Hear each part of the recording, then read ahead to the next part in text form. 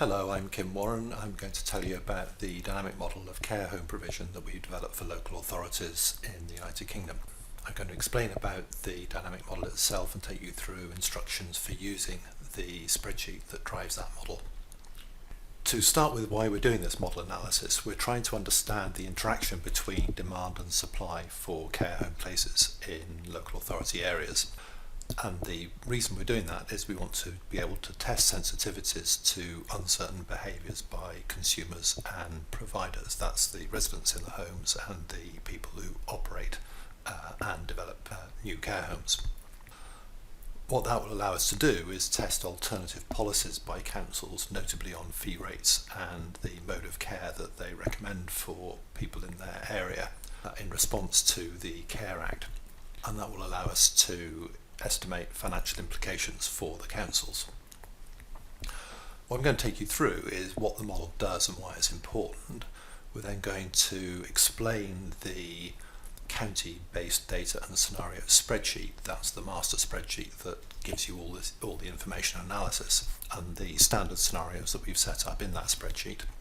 In order to use the spreadsheet, you need to add a little add-in to Excel to run the model that lies behind this analysis. And finally, we'll show you how to work with the spreadsheet and the model to which it's linked. So let's start with this issue of what the model does and why it is important. The structure of the model is that it starts with the numbers of people in elderly age groups and the needs of each of those age groups for different kinds of care, depending on the preferences of the people themselves and council policy towards what kinds of care will be provided or recommended. And that gives us what we call latent demand. That's the demand that is coming from those residents for each of the age groups involved. If we compare that with the number of homes and places that are available, and we've split that between residential homes and nursing homes, you get an assessment of the potential occupancy for homes and the actual current occupancy of homes. Now, when we say potential occupancy, that simply means that if demand is much higher than the capacity of the homes to supply that demand, then you could have a potential occupancy of over 100%, which would clearly be unrealistic. So it's calculating what that potential might be if there's a shortage of places. If you multiply the number of people who are in residence in homes by the fee rates that are coming from those residents, and that fee rate differs between people who are self-funding, people who are funded by the local authority or the NHS. So if you multiply the occupancy by the numbers of people in those groups and the fee rates they're paying, then that works out the revenue that care homes of each type actually receive. From that revenue, we take away the operating costs for the homes, and again we're splitting those between residential homes and nursing homes. That gives you the current profitability of care homes in that category. If that profitability is too low, there's a risk that the least profitable homes will actually not be able to keep operating, and those homes will close, reducing the capacity that's available and raising the occupancy for those homes that remain. On the other hand, if the profitability is high enough, compared with the cost of building new homes or even adding additional rooms to homes that already exist, then that gives you an estimate of what the potential return on investment would be for adding capacity. So if you put yourself in the shoes of a care home operator, this return on investment is essentially saying to you, is it worthwhile building new capacity? If that return on investment is adequate, then developers start to plan for and construct new homes, and that adds to the capacity and reduces the potential occupancy, reduces any shortage that there is in the marketplace. However, it takes quite a while to plan for and build new homes and added rooms for existing homes, so you have a construction delay arising between a decision to add capacity and that capacity actually coming on stream. So you could in principle have shortages of capacity for quite some time before any construction actually gets completed and takes that shortage away for you. It's important to note that new homes and rooms may be built even when current occupancy is not very high, if a particular operator believes, for example, that they can fill any new places they build by doing a better job than existing homes do. The essential structure of the model is quite important because it features feedback effects that make a big difference to what happens in practice. What's going on in the model at a high level is that we're comparing capacity with demand, and that tells us what occupancy is going to be. If occupancy and fee rates lead to good profitability, then that profitability leads to investment and a change in capacity. If profitability is too low, then you get disinvestment and a fall in capacity. Now that's what's called a balancing feedback mechanism, and what that does is it corrects any mismatch between supply and demand in this particular market. But that only happens if conditions allow that correction to take place. So, for example, if fee rates are so low that no one would make adequate profit from opening a new home, then the investment isn't going to take place, the capacity won't come on stream, and you'll be left with too high occupancy, effectively shortages of supply. And it's important to note that demand is not a kind of absolute number. It will adjust depending on the supply of what's available and the cost of taking up that supply. You would expect that at higher fee rates, then fewer people will choose to fund their own places in a care home and perhaps stay at home instead. Now, these delays in building and indeed in closing homes allow imbalances between capacity and demand to continue for quite some time. And this has very, very important consequences, because what it leads to is cycles of excess and shortage. So if you've got a shortage of capacity at this particular moment in time, it'll take you, say, 2 or 3 years to build the new capacity. Meanwhile, demand keeps on going up and the shortage gets worse and worse and worse until that supply comes on stream. This is a very difficult phenomenon to deal with, and it's typically made worse by policy responses that are aimed at fixing things.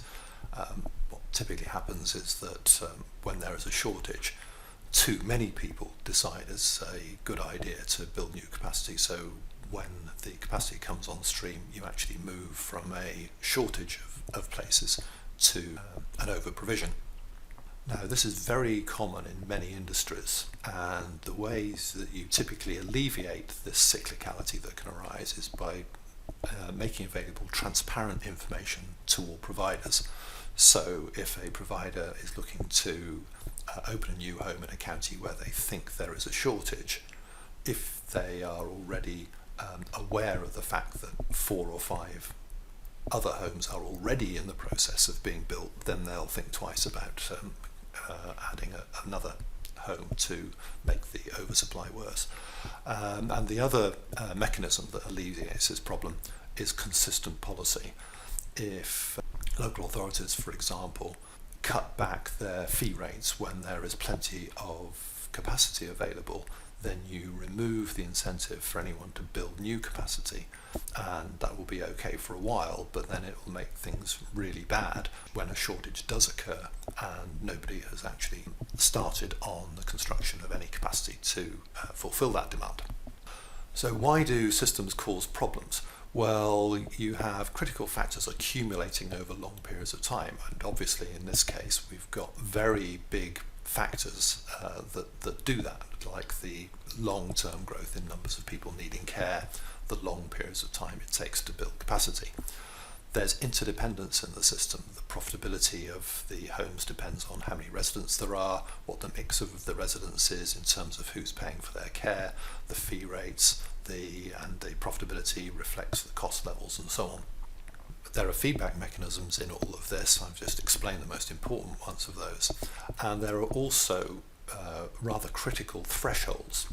So good changes don't do anything until a tipping point is reached, or else we get bad surprises. And the obvious threshold here is that nobody is going to invest until the profitability of opening a new home is adequate. But as soon as it is adequate, lots of people open new homes. Equally, if profitability is low, then care home operators may struggle on until profitability just gets so low that they can't cope, and all of a sudden quite a lot of homes close and capacity drops by quite a lot.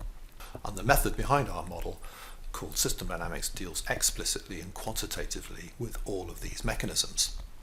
So this is what System Dynamics is. It's the use of quantified causal diagrams and simulation models to understand and manage issues that feature complex behaviour caused by these stock accumulation and feedback mechanisms.